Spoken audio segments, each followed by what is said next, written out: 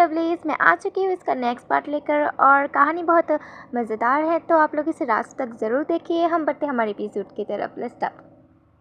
तो कहानी के शुरू में स्टेल बता रही थी कि इतने लंबे समय तक बिना किसी चुनौती के रहने के बाद साम्राज्य हर्तन परिवार का भ्रष्टाचार में पड़ना लाजमी ही था। इसके पास की महिमा बहुत पहले गायब हो गई थी और अब सिर्फ एक बेनाम साम्राज्य की राजकुमारी थी जिस पर साम्राज्य के सबकी नज़र पड़ी हुई थी, और वो प्रिंसेस मैं हूँ, स्टेल हर्तन। तभी स्टेल की आंखें खुल जाती है और फिर वो अचानक से उठ कर कहते हैं हाँ, खुल रहा था कि क्या हुआ था। और फिर वो बाहर जाकर देखती है और कह रही थी इम्पॉसिबल, ये तो वही आइस कैसल है ना।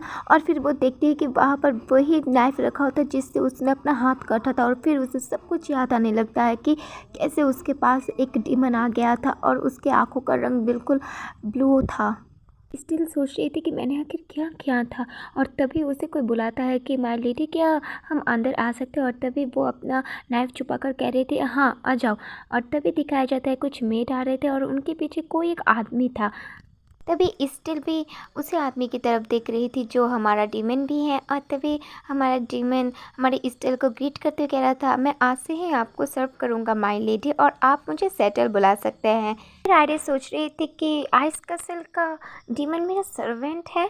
ओह हाँ, हमने तो एक कॉन्ट्रैक्ट भी बनाया है। तभी स्टिल कह रहे थे लेकिन मुझे नहीं सर्वेंट की क्या ज़रूरत है। और तभी वो मेड कह रहे थे क्योंकि यहाँ पर सर्वेंट की शॉर्टेज है माय लेडी, इसलिए इन्हें यहाँ पर लाया गया है और ये आपको बहुत अच्छे से सर्व करेंगे। और तभी स्टिल सोच रही थी फिर भी कितना भी शॉर्टेज होता है, आयरा मुझे कभी भी एक नए सर्वेंट को रखने के लिए नहीं देगी, और स्पेशली एक मैन को तो कभी नहीं। और तभी हमारा सेटल उसे चुप रहने का इशारा देता है। फिर स्टिल भी शांत हो जाती है और फिर सारे सर्वेंट मिलकर स्टिल को तैयार करने लगते हैं। और फिर स्टिल तो अभी भी थोड़ी परेशान लग रही थी।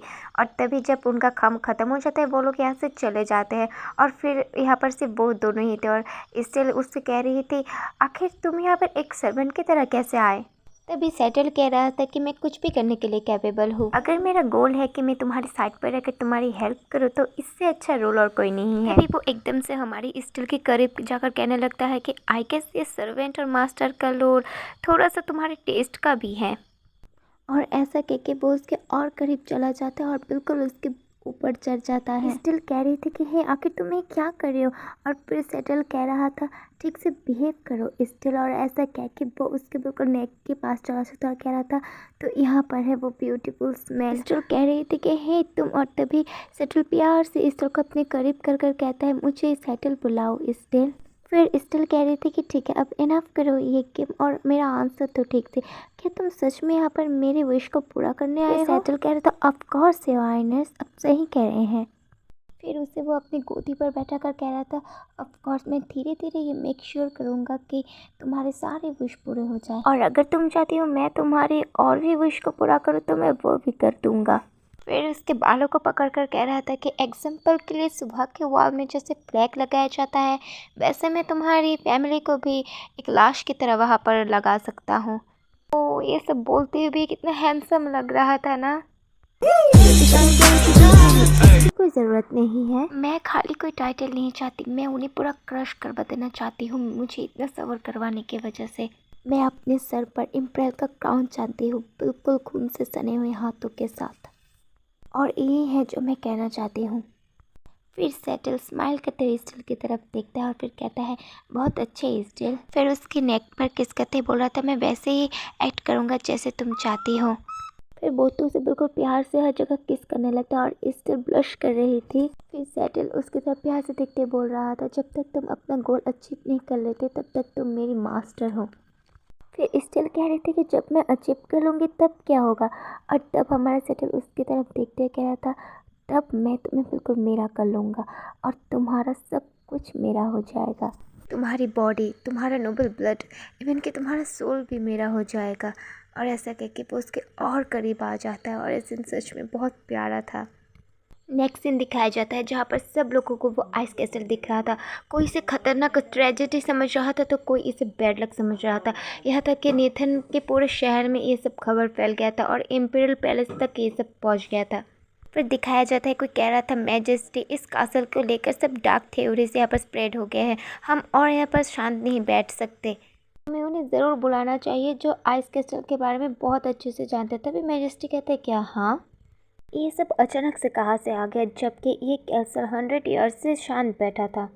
तभी कोई कह रहा था, योर मेजेस्टी, हम सिंपली क्यों नहीं डिक्लेयर कर देते कि इस कैसल का अपीयरेंस कोई बैड थिंग नहीं है। और तभी एम्परर कहते हैं, हाँ किसने बोला ये? काउंट वेलेवर। तभी काउंट वेलेवर कहते हैं कि श्योरली अगर एम्परर फैमिली इस आइस कैसल के साइन को गुड थिंग कहकर डिक्लेयर कर दे तो सारी कंट्रोवर्सी भी ख़त्म हो जाएंगी। तभी सब लोग कह रहे थे कि ये सच में बहुत अच्छा आइडिया है, हमें ऐसा ही करना चाहिए योर गेस। तभी एम्परर भी कहते हैं, हाँ ये सबसे अच्छा है, बेस्ट आइडिया है, ठीक है हम यही करेंगे। फिर सभी ऐसे बात कर रहे थे कि आखिर ये कासल एक गुड थिंग कैसे हो सकता है कि इसमें वो ब्लू आई डेमन नहीं रहता। और तभी वो लोग कह रहे थे, और हम क्या ही कह सकते, इससे अच्छा आइडिया भी तो और कोई नहीं हो सकता ना। और तभी दिखाया जाता है काउंट बिलीवर को कोई बुलाता है।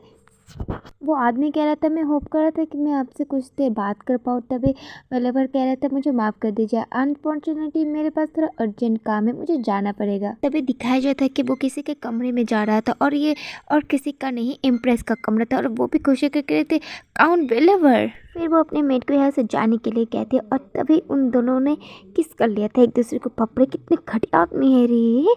और फिर वो कह रहे थे कि मैंने तुम्हें बहुत मिस किया। फिर वो आदमी भी कह रहा था, मैंने भी तुम्हें बहुत मिस किया मेरी प्यारी एम्प्रेस। फिर वो बुड्ढी कह रही थी कि मैंने कहा था ना, जब हम दोनों सिर्फ अकेले हो तो ये सब फॉर्मेलिटी की कोई ज़रूरत नहीं है। फिर बेलावर कह रहा था कि बताओ एक्लन कैसा है। और तभी वो कह रहे थे, आखिर उसकी बात अभी तुम क्यों कह रहे हो?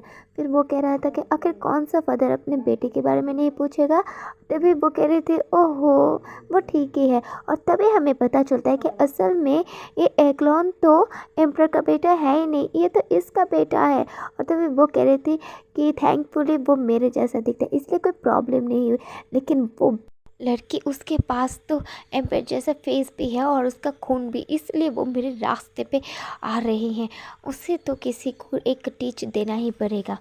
तभी वो अपनी मेट को बुलाती है ताकि वो स्टील को यहाँ पर ले आए। सीन में दिखाया जाता है जहाँ पर स्टील कह रही थी कि तो आज से तुम मेरे साइड पर रहोगे मेरे सर्वेंट बनकर। तभी सेटल कह रहा था कि हाँ हाइनेस। फिर स्टील कह रही थी कि पर फिर भी एक मैन अननोन पास के साथ यहाँ पर इस पैलेस पर तो नहीं रह सकता ना। और फिर सेटल कह रहा था, तुम इसकी चिंता मत करो, मैं कुछ भी करने के लिए कैपेबल हूँ। फिर स्टील कहते कि हाँ वो तो मैं देख ही पा रही हूँ। तभी वो मेड उन्हें बुलाती है कि माय लेडी आपको एम्प्रेस बुला रही है। और फिर सेटल भी स्टिल के पीछे से आकर बोलता है, चलो स्टिल, मैं मर रहा हूँ इन इंसान से मिलने के लिए जिन्हें तुम मारना चाहती हो। तो यहाँ पर ही मैं आज का एपिसोड ख़त्म करती हूँ। आगे के एपिसोड तक आपको जल्दी मिले, काइंडली चैनल को सब्सक्राइब कीजिए। मिलते हैं नेक्स्ट एपिसोड पर। अच्छे से रहना, खुश रहना, बाय।